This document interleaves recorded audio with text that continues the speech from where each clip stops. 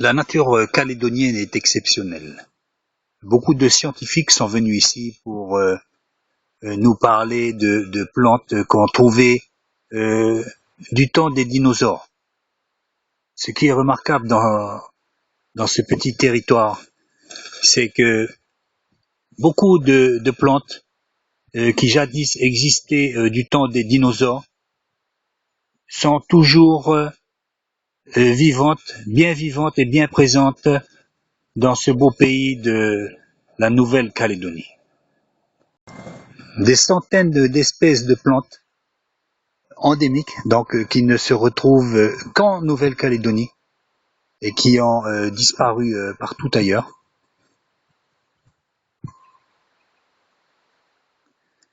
On peut voir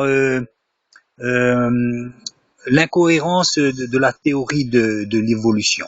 Nous pouvons voir aussi au large de Madagascar un poisson nommé sélacanthe qui existait depuis des milliers d'années et qui n'a pas changé depuis. Donc l'évolution, il y a une marge d'évolution, évidemment, il y a une marge d'évolution de la même manière que les Japonais, un exemple, et ça se vérifie dans beaucoup de peuples dans le monde entier, les Japonais donc sont beaucoup plus grands que le siècle dernier, et c'est du fait de l'alimentation. Donc si l'évolution était juste, était avérée, bon, dans le siècle prochain, les Japonais feraient tous 2,50 m, quoi. Donc on voit bien que c'est une complète aberration. Évolution, oui, mais jusqu'à un certain point. Donc c'est simplement exactement comme des plantes ici en Nouvelle-Calédonie, qui peuvent avoir des tailles différentes selon la terre. Ces plantes-là poussent dans la terre rouge. Parfois, elles poussent même dans des endroits qu'on appelle la cuirasse. Ce sont des milieux extrêmement toxiques. Vous pouvez mettre n'importe quelle plante, elles périront aussitôt. Ça me fait penser dans la Bible où ils disent que la terre produisait des graines. Enfin, les graines étaient dans la terre et donc on peut pas adapter petit à petit une plante à un milieu. C'est même illogique. Rappelons-nous que la logique vient de Dieu aussi. Même petit à petit, une plante arrive à un moment donné, elle a mille et un moyens de s'adapter, mais arrive à un moment donné, on ne peut plus. Alors, on ne peut pas s'adapter à n'importe quel milieu. De même, l'être humain a su s'adapter aux conditions environnementales de son époque depuis des siècles.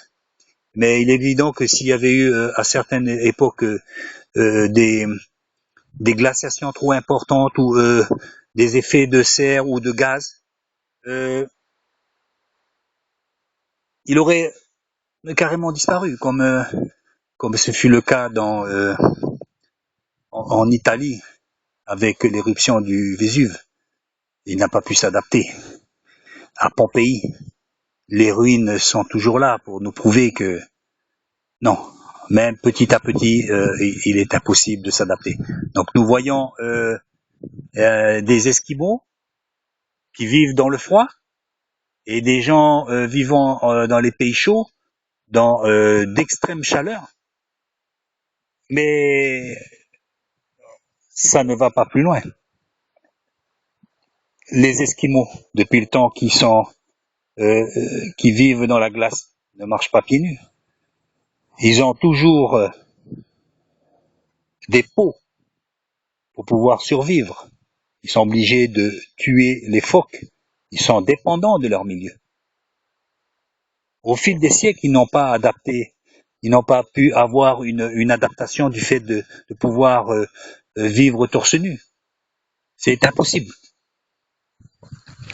Tout nous montre que on peut s'adapter jusqu'à un certain point, mais que les choses ne changent pas dans leur ensemble. Elles restent figées telles que Dieu les affects.